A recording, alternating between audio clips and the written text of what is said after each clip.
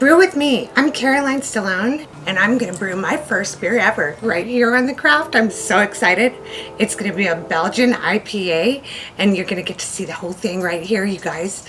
I'm so stoked. We're gonna enjoy, we're gonna learn, we're gonna create, and you're gonna see the makers creating their craft. Come on, let's go.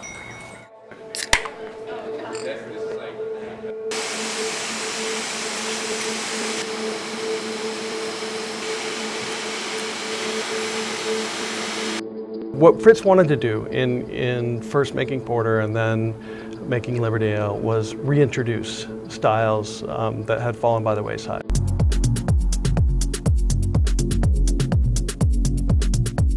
That looks really good. You guys want to toast again and smile? Steam beer was different. So steam beer, you know, that beautiful caramel color and it was reddish in color. It's got a unique sweet yeast character because of the open fermentation, because of the way we make it here, and it's once brewed on the rooftops. Sweetness and just plain delicious, right? Plain delicious, you betcha. With Sure open is. fermentation. And then we get to go down and see that open fermentation, don't we? Yeah, that's our next stop. I can't wait to see that. This is what makes steam beer so unique. The fact that we ferment in these open fermenters, and you can see we're filling one right now. And what Kevin's about to do right now, right there, is pitch in some yeast. We began our journey at San Francisco's Anchor Brewing, where steam beer was first made in 1896. The grain is cooked inside elegant copper kettles before the yeast is added, turning it into beer. In the 70s, Fritz Maytag wanted to make a more hoppy beer. He changed the process and the IPA was born. Fritz basically invented the method of dry hopping by using these bags and shoving them full of hops, and then this goes in the tank. I didn't realize how few of us there were. You know, I mean, I had Edible Magazine, I'm sure you know who they are. They came out and they're like, oh, we want to do an article like on female brewers. I was like, oh, cool. There's probably going to be like 20 women in this thing. There was 2 of us. Alewives traditionally managed the business until the men got greedy. You know, if you look at the history, they say that technically these women called alewives were the first women to start brewing beer. They brewed it at home. Their men took it out and shared it. The men realized they could make profit off of it and therefore took over the industry. I've had to stand up for myself 2 or 3 times. Walking through the shipyards, all you hear is angle grinders and welders and, you know, this life of just industrial fabrication. So my wife realized that I would come home and not talk for half an hour, and as someone who loves to talk, that was a sign that I wasn't thriving. No, that one's not moving quite. So she gently asked me then what I'd do with all the time, money, and energy in the world, and it really kind of set me free. I got to imagine a totally different life, and I was drawing kind of a picture in the middle of the night, and it was this picture of this farmhouse with kids and bees and mead and this future that we ended up creating. The first time I met Frank was in the meadery at, I think it was one of the anniversary parties. And he was one of the most energetic and passionate people I've ever met in my life.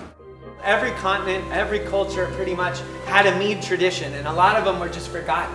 And so with mead, we get to remember them, and we get to bring people back together, and we get to celebrate like that the sun's light collected by the flowers, turned into nectar, collected by the bees, turned into honey, collected by the beekeepers, turned into mead, made by the mead makers. And then that turns into the spent grain. That's what we feed So then after that, we'll take it out, I'll put it in buckets, and we'll feed it to the sheep. Yeah. We don't really follow style guidelines super closely.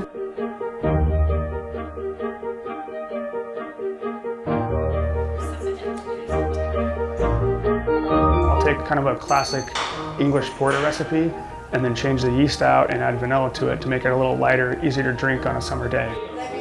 Yeah, temple of the hop. So from the boiled kettle, it goes to the fermenters. Here's where the boiled grain, called wort, cools to room temperature. 68 degrees, and we'll put it in the fermenters. Beer making actually begins in the fermenters, where yeast turns sugar into alcohol.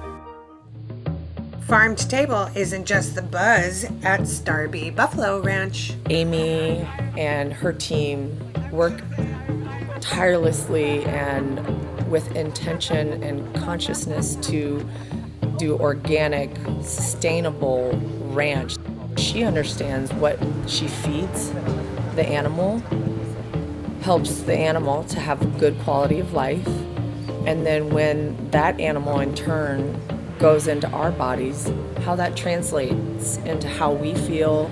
It's a really beautiful thing. And then we're going to work with Amy and Starby to do hops and beers, right, in the future. And I think that'll be really important. We've got to support her farm.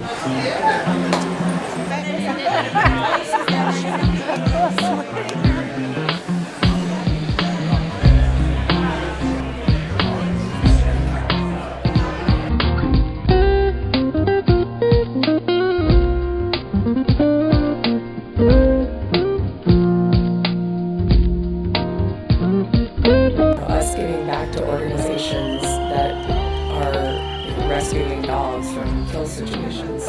All of that is doing a little part to make a difference in the lives of animals and the lives of people. And it not only makes me feel good, but it of course has positive impacts on our business. And we don't have that high turnover that a lot of other places do because people want to stay here. Some of us are shifting perspectives and going vegan. So we're really different here. You know, our staff knows how the beer is made. They know what's in it so that our growing vegan community can come in and comfortably know that they are making a choice that lines up with their ethics. But whenever we do have a beer that's not going to be vegan, we're going to put it on the board as, you know, we're not going to put the little V on there. Yeah, we haven't made any yet. All the beers we've made have been vegan, and all of our guest taps are vegan. We have we have one cider on tap that has honey in it, so that's technically not vegan. So we write on there non-vegan. We want people to know what's vegan and what isn't. And then you also have this pink egg. It's a pickled pink egg. Yeah, pink pickled eggs. I think that came initially from Steve, who spent some time in the UK, and behind every bar there was actually a nasty old vat of old pickled eggs. But we wanted to do a more California style with, you know, fresh, nice eggs, and if you put some beet juice in there, they turn bright pink. And the pickling recipes is my grandma's. Oh, so. how cool! That, Oh my goodness! Oh, that thing is beautiful.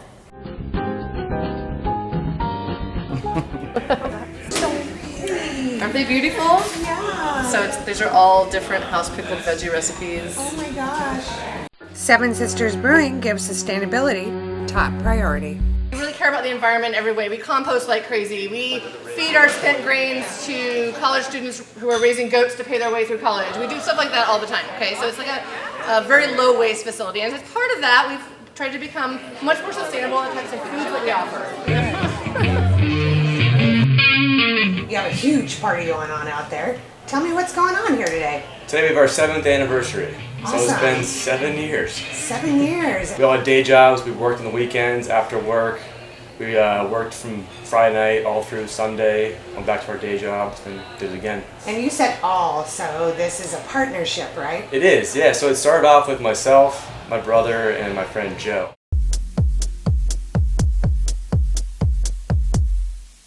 We love playing for people that are drinking beer. I love beer. I found the right place, though. You think they're people? I think